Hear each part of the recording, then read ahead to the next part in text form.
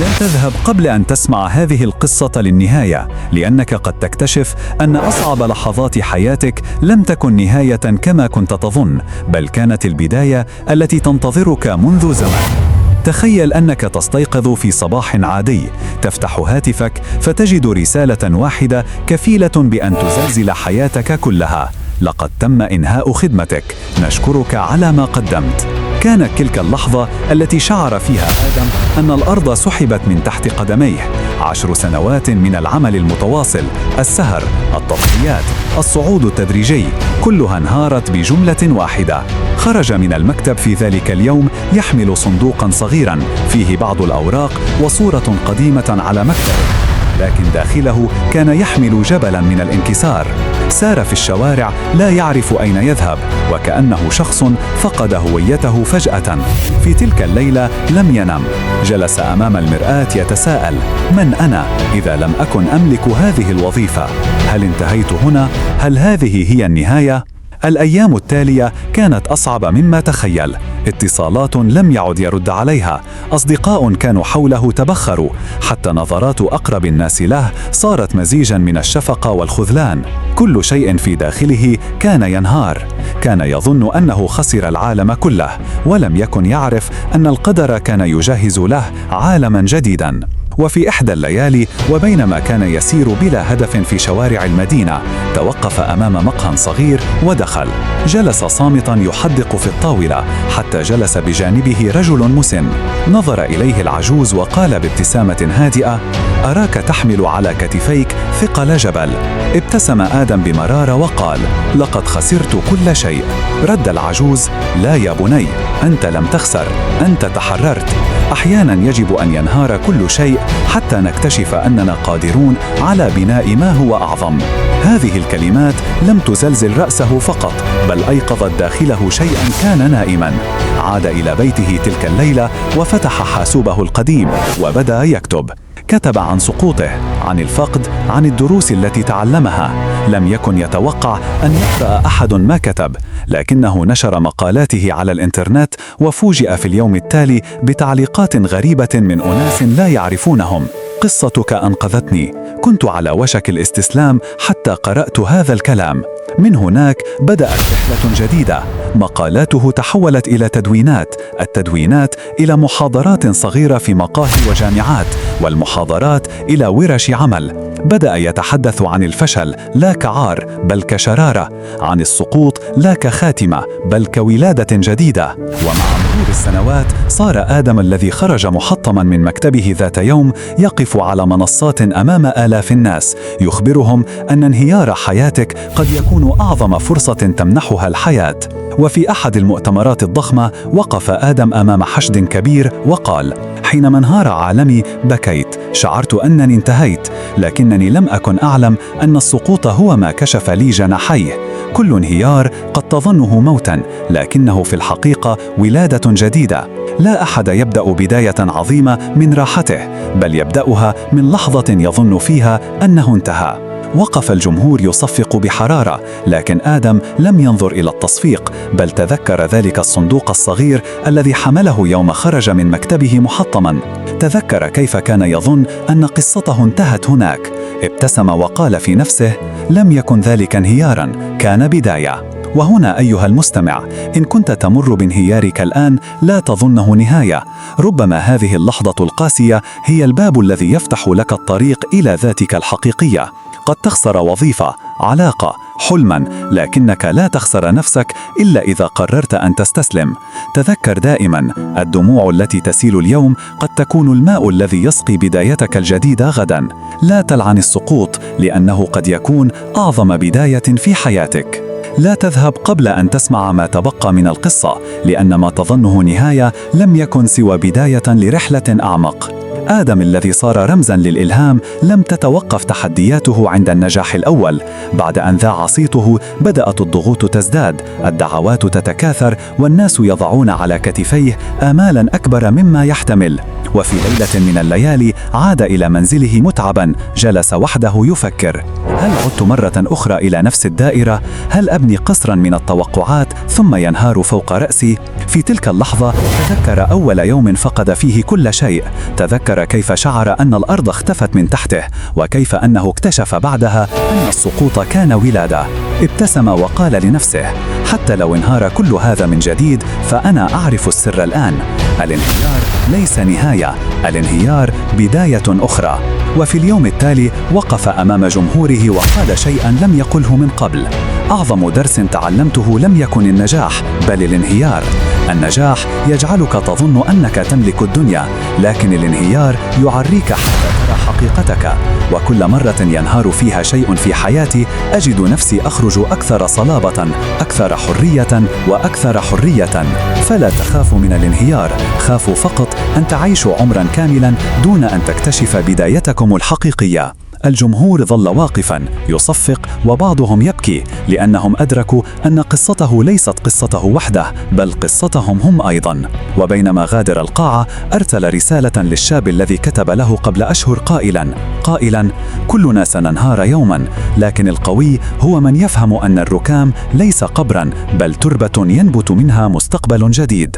الجمهور صمت تماما، وكأن كل كلمة وجهت إلى قلبه مباشرة. وفي تلك اللحظة فهم آدم أن قصته لم تكن قصته وحده بل قصة كل من انهار يوما وظن أن الأمر انتهى. خرج من القاعة بعد المحاضرة، نظر إلى السماء وقال في نفسه: الانهيار لم يكن فصل النهاية بل هو الصفحة الأولى في كتاب الجديد، وكل من يستمع الآن يكتب كتابه هو الآخر. وهكذا يا صديقي، القصة ما زالت مستمرة، لأنها ليست عن آدم وحده بل عنك أنت، عن لحظة قد تأتيك فتظنها كسرتك لكنها في الحقيقة صنعتك. وكل يوم ينهار فيه شيء هناك بداية تنتظرك. وهكذا يا صديقي، القصة ما زالت مستمرة، لأنها ليست عن آدم وحده بل عنك أنت، عن لحظة قد تأتيك فتظنها كسرتك لكنها في الحقيقة صنعتك. وكل يوم ينهار فيه شيء هناك بداية تنتظرك. 5. لا تذهب قبل أن تسمع ما تبقى من القصة، لأن ما تظنه نهاية لم يكن سوى بداية لرحلة أعمق. آدم الذي صار رمزاً للإلهام لم تتوقف تحدياته عند النجاح الأول. بعد أن ذاع صيته بدأت الضغوط تزداد، الدعوات تتكاثر، والناس يضعون على كتفيه آمالاً أكبر مما يحتمل.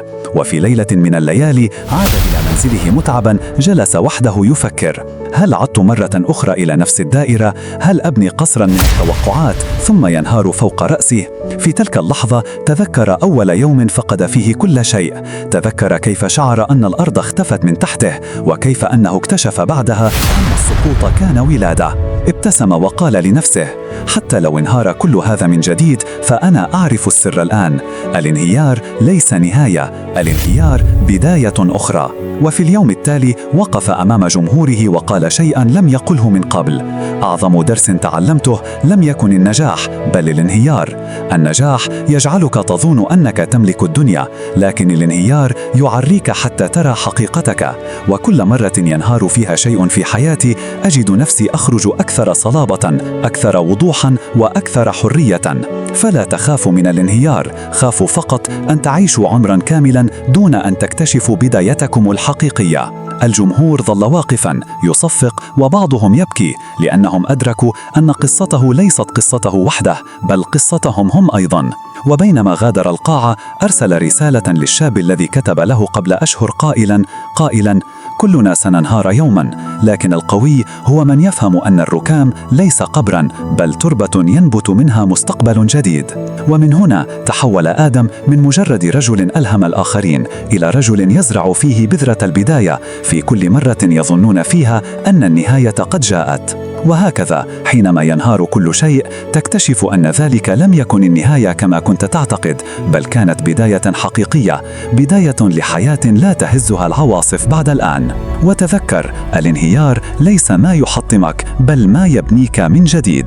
في إحدى الليالي، وبينما كان آدم يقف على شرفة منزله المطلة على المدينة، شعر بصمت غريب يخيم على داخله. لم يكن ضجيج الشوارع يزعجه، بل كان يسمع داخله صوتا يقول: أنت لم تصل بعد، ما زالت أمامك طريق أخرى. تساءل بدهشة: كيف؟ ألم أحقق ما لم أحلم به؟ لكن في قلبه كان يعرف أن رسالته لم تنتهي. في صباح اليوم التالي تلقى دعوة لم تكن عادية، مؤتمر عالمي في بلد بعيد يحضره علماء، مفكرون، صناع قرار، شباب يبحثون عن الأمل. لم يدعى هذه المرة ليحكي قصته فقط، بل طلب منه أن يقدم رؤية لمستقبل جديد، رؤية تولد من تجربة عاشها بجسده وروحه. حين وصل وجد آلاف العيون تترقبه. لم يكن المشهد كما اعتاد، بل بدأ وكأنه يقف أمام اختبار لم يواجهه من قبل.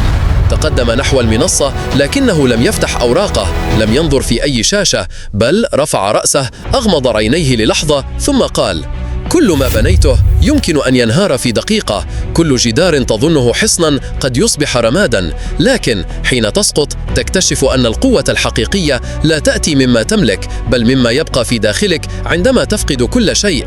ساد صمت عميق لم يتحرك فيه أحد، تابع بصمت أكثر قوة: لقد فهمت أن الانهيار هو المعلم الأعظم، إنه يكسر عنك قشور الزيف، يعريك من الغرور، يتركك عاريا إلا من حقيقتك. هناك فقط تبدأ من جديد، وهناك فقط تعرف من أنت.